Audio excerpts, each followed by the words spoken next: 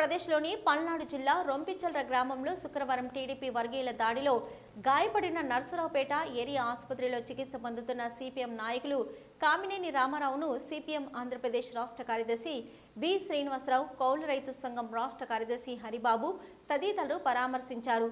రామారావుపై TDP వర్గీయుల దాడిని వారు తీవ్రంగా ఖండించారు.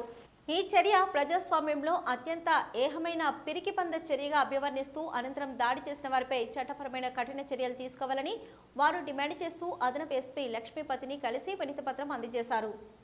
పరగడిచెర్ల గ్రామంలో 4 రోజుల క్రితం ఈ పెన్షన్లు పంచుతున్నటువంటి సందర్భంలో తెలుగుదేశం నాయకుని ఇంటి దగ్గరే అందరినీ పిలిచి ఇచ్చారు.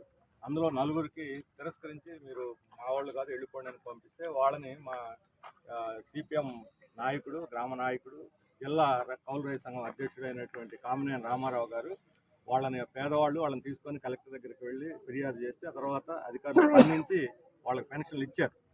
కాబట్టి ఆ సమస్య పరిష్కారం అయింది. కానీ ఆ తర్వాత మమ్మల్ని ప్రశ్నిస్తారా, ఈ ఊళ్ళో మా ఇష్టం వచ్చిన వాళ్ళకి ఇస్తాం, ఇష్టం లేని వాళ్ళకి ఇవ్వం అని చెప్పినటువంటి ఒక అధికారపూరితమైన అహంకారంతో, దురహంకారంతో నిన్న వాళ్ళందరూ కట్టగట్టుకొని ఆ గ్రామ తెలుగుదేశం వాళ్ళు రామారావు గారి ఇంటి మీద లోపలికి జొరబడి ఆయన నిద్రపోతున్న లేపి బయటికి తీసుకొచ్చి కొట్టి ఆయన అడ్డం వచ్చిన వాళ్ళ తల్లిని పక్కకి తోసేసి చాలా దుర్మార్గంగా వ్యవహరించారు. ఈ రకమైన కక్షపూరిత రాజకీయాలు పేదల తరఫున నిలబడటం అనేది సిపిఎం యొక్క లక్ష్యం. వాళ్ళు ఏ పార్టీ ఎవరు అని కాదు, వాళ్ళకి అర్హులు కాదనుకోండి, పెన్షన్లకు అర్హత లేకపోతే రిజెక్ట్ చేయండి, అధికారులు రిజెక్ట్ చేయొచ్చు. అర్హత ఉన్నప్పుడు ఏ పార్టీ వాళ్ళని ఇవ్వాలి. గతంలో వైసీపీ హయాంలో తెలుగుదేశం వాళ్ళు అయినా సరే అన్యాయం జరిగితే మా దగ్గరకు వస్తే మేము చేసాం. ఈరోజు ఆ పార్టీ ఈ పార్టీ పేదలందరూ మా వాళ్ళు, అన్యాయం ఎక్కడ జరిగితే అక్కడ మేము వాళ్ళకి సహాయంగా ఉంటాం. మా పార్టీ మీద ఈ రకమైన దౌర్జన్యం చేస్తే మేము చూస్తూ ఊరుకోం, సహించం. ఇటువంటి అహంకారపూరితమైన వైఖరిని సిపిఎం తీవ్రంగా ఖండిస్తున్నది. ఈ గతంలో వైసీపీ ఇలాంటి దుర్మార్గాలు చేసే వాళ్ళు అధికారం కోల్పోయారు.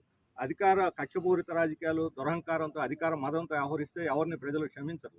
అందుకని ఇప్పటికైనా తెలుగుదేశం జిల్లా నాయకత్వం, ఆ గ్రామ నాయకత్వం అదుపులో ఉంచి ఇటువంటి చర్యలు పునరావృతం కాకుండా చూడాలని చెప్పి నేను వాళ్ళని కోరుతున్నాను. పోలీసు యంత్రాంగం ఈరోజు ఏఎస్పీ గారిని, అడిషనల్ ఎస్పీ గారిని కలిశాము.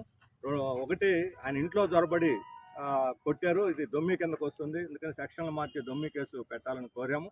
అలాగే ఈ అరెస్టు చేయాలి వాళ్ళ దుర్మార్గుల్ని, దాడి చేసినటువంటి వాళ్ళని. ఆయనకు కూడా హాస్పిటల్ నుంచి విడుదలైన తర్వాత గ్రామంలో ఆయనకి పోలీస్ ప్రొటెక్షన్ ఇచ్చి రక్షణ కల్పించాలని మేము పోలీసు వారిని కోరాము. ఆ చర్యలు తీసుకుంటారని ఆశిస్తున్నాము. లేని ఏళ్ల భవిష్యత్తులో మా ఆత్మరక్షణ ఎలా చేసుకోవాలో మా పార్టీ మాకు తెలుసు, అది మేము ఆలోచిస్తాం.